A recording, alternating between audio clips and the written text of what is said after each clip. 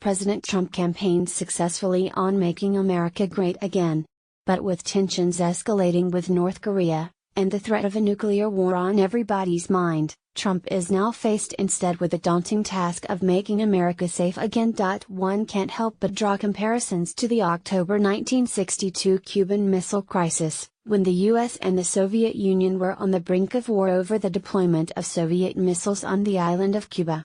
But despite rising tensions, the US maintained back-channel communications with the Soviet Union, and President John F. Kennedy himself exchanged direct, private messages with his Soviet counterpart Nikita Khrushchev to try and avoid going to war.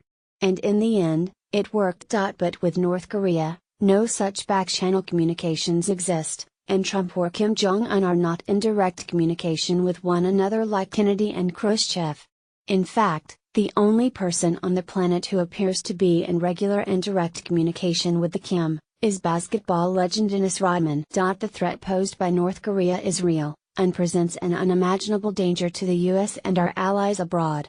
In Iraq, we went to war on the possibility that Saddam Hussein had chemical and biological weapons. With North Korea, we know for a fact that Kim has them. North Korea's nuclear weapons program is more advanced than anyone could have ever imagined, and they can build nuclear weapons at a rate of 3 per year. Experts also believe North Korea is in possession of at least 60 nuclear weapons, with the capability of reaching Los Angeles, Chicago, or New York in under 39 minutes after launch.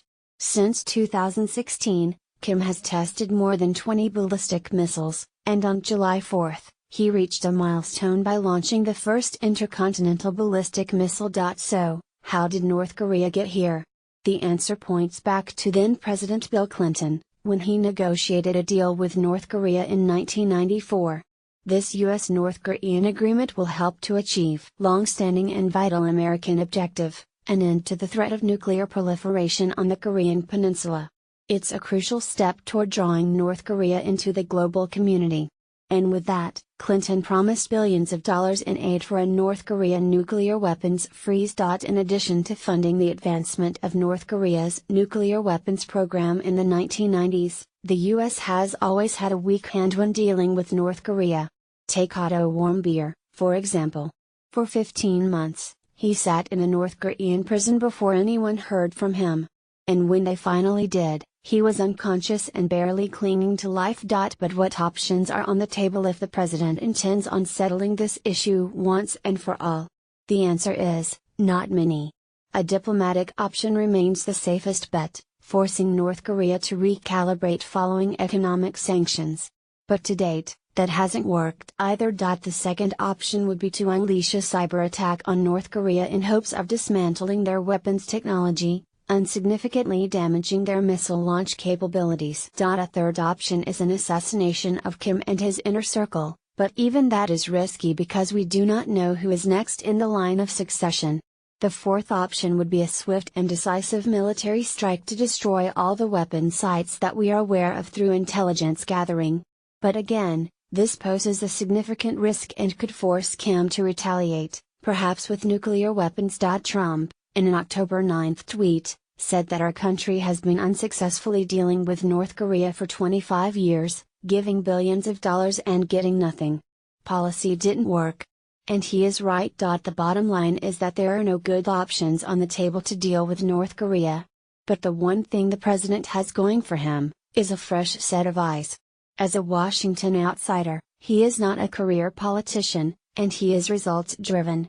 Rather than kicking the can down the road and leaving this issue for his successor, Trump wants to address this issue once and for all. Many may disagree with the president on a variety of issues, but one thing is for certain, he has surrounded himself with the best and brightest military leaders in the country.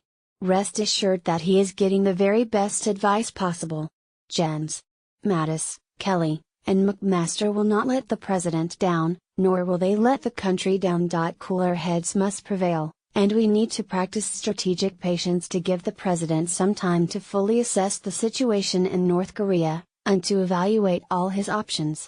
With so much on the line, the last thing we need is a misstep or miscommunication leading to war. Our country has been divided for a very long time, and political rhetoric remains seated on both sides of the aisle. passions are high. But at a time like this, we need to be rallying around our president. North Korea will, without a doubt, define this presidency. But I know that Trump is up to the task.